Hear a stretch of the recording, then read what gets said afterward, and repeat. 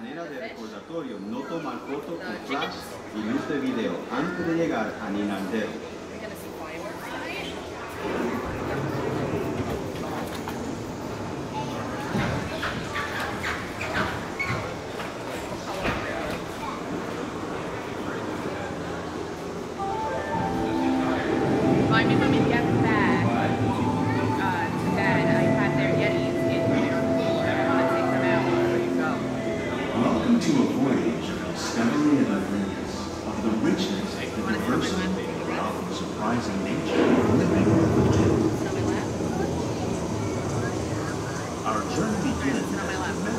Sudden changes are sweeping over the land.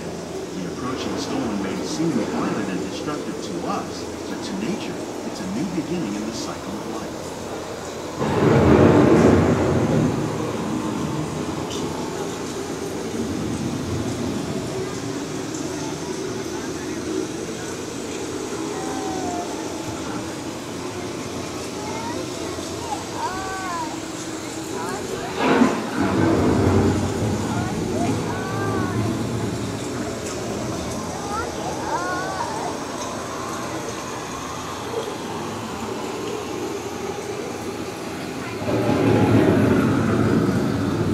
Surface of the land, roots trap water from the flowing mud, extracting precious nutrients and minerals.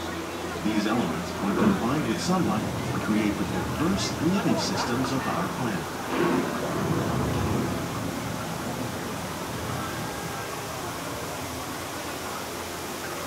At least he has a few days of rest now, so hopefully he can keep it in the mud for the other 2 days.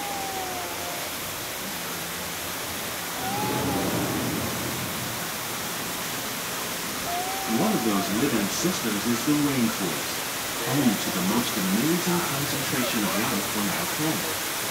These dense and beautiful forests cover only a tiny portion of the Earth's surface, but they contain more than half of its plant and animal species. Rainforests are also extremely rich in productive living systems, providing us with oxygen, food, medicines, and other elements essential to our lives.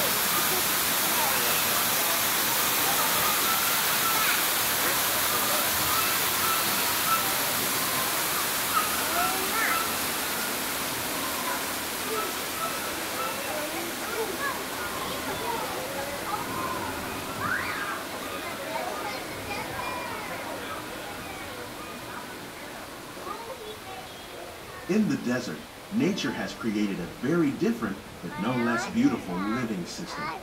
And while this arid landscape may seem lifeless, it is very much alive. The plants and animals that have learned to survive in these harsh conditions make use of what little water they can find and avoid the scorching rays of the relentless sun.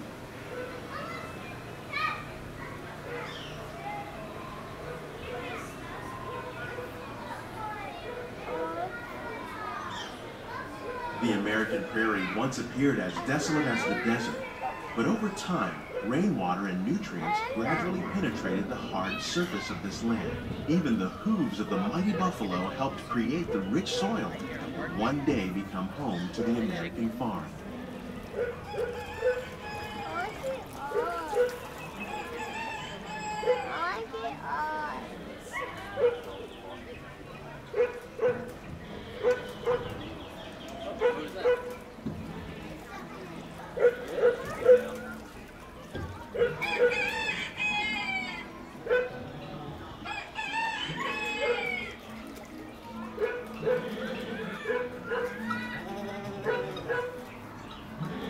Of all the forces at work on the land, humans have had one of the most profound effects. The need to produce food for a growing world led to the enormous use and sometimes overuse of the land. In our search for more efficient ways to grow food, we often fail to realize the impact of our methods.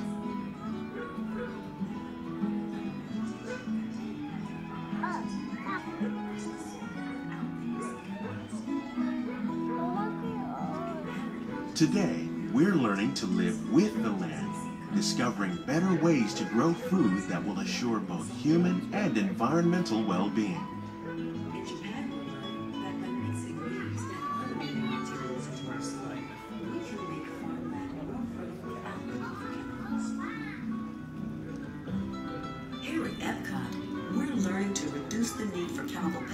lives by breeding and using natural predators, like ladybugs and wasps, to control pests. In the farmlands across America, we're learning that by plowing under vegetation containing natural fertilizers, we can enrich the soil without the use of chemicals.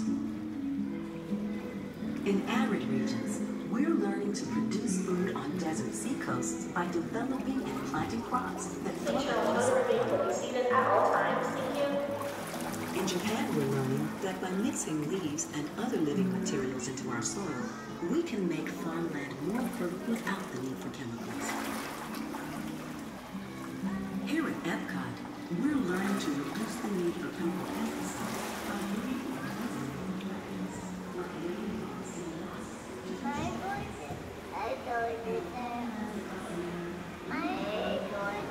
How will we meet tomorrow's growing needs for food production, yet still respect the needs of the land? Some of the answers are being discovered just ahead. To help us maintain these carefully controlled ecosystems, and for your safety, please remain seated in your boat at all times.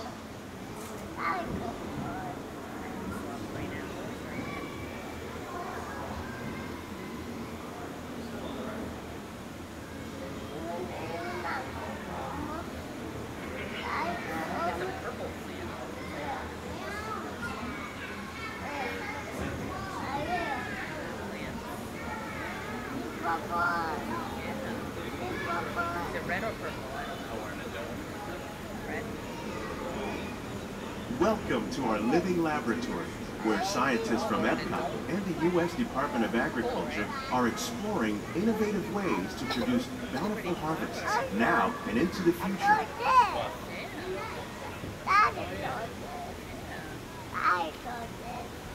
The tropics are home to the greatest diversity of plants on the planet. Many of these, like papaya, bananas, cacao, coffee, and rice, are well known around the world. These are just a few of the edible plants that have been an important source of nutrition for people living in the tropics.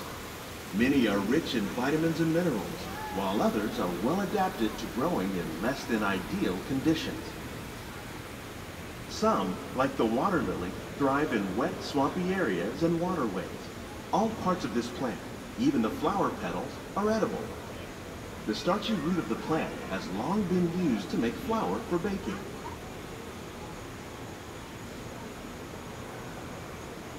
One day, many of these lesser-known tropical plants may be as important as the bananas growing on both sides of the boat. More than 28 million tons of bananas are eaten annually, making it the most popular fruit in the world.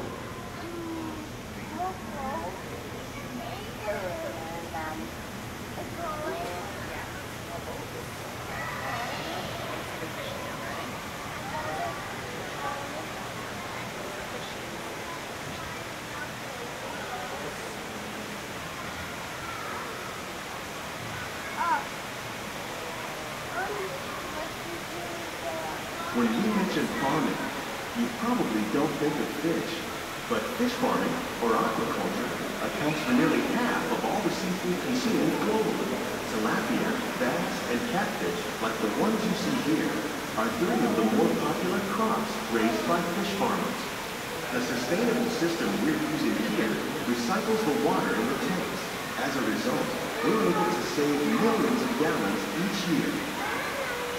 Our small fish farm produces nearly 5,000 pounds of fish each year to serve in restaurants around Walt Disney World. Innovations like this one can play an important role in our efforts to produce bountiful harvests and still protect natural resources.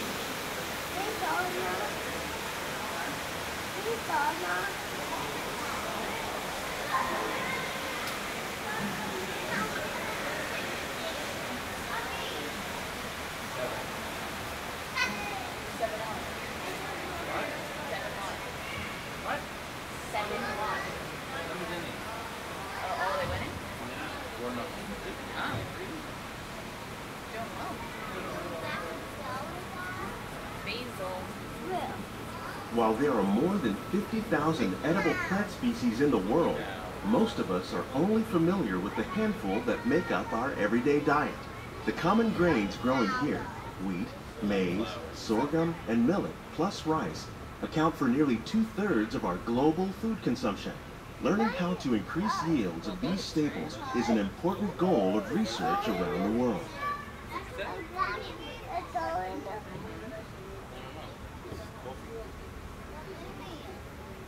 Make sure everyone is remaining fully seated at all times.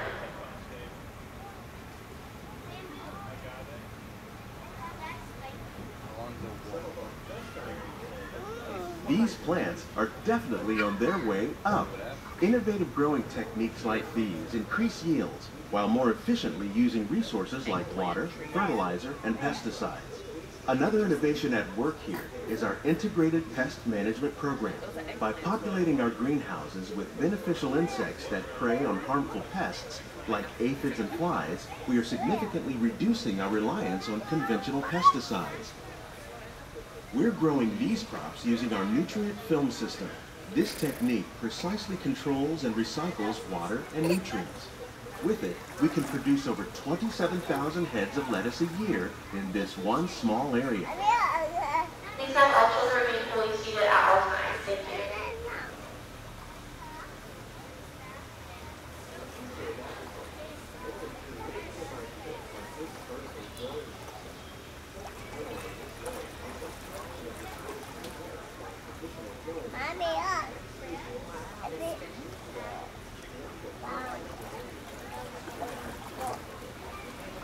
Some of our best ideas have been inspired by nature, like these fruit and vegetable trees. By growing these ground plants vertically, we can increase yields and better control diseases. These crops taste as good as they look. In fact, we serve more than 15 tons of produce from our greenhouses in restaurants here at the Land every year.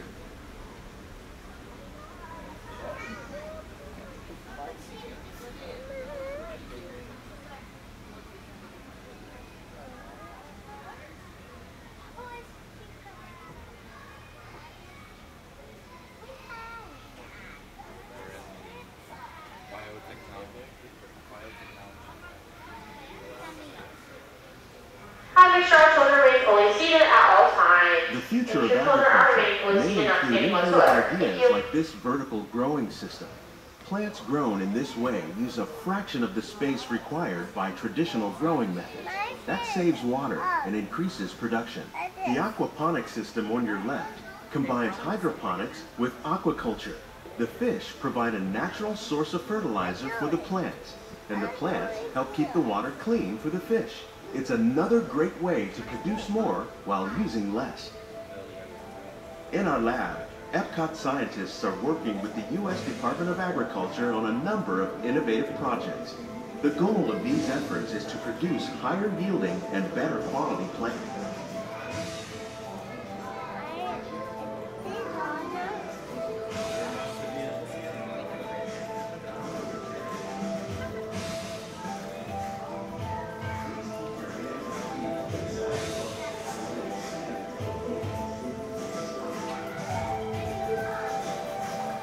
These greenhouses represent just a fraction of the work being done worldwide to produce bountiful harvests for our growing population. Scientists, farmers, and even backyard gardeners are doing their part to improve the quantity and quality of foods that we all rely upon. Together, we can continue to find more ways to increase food production and protect our precious natural environment. Only then will we truly be living with the land.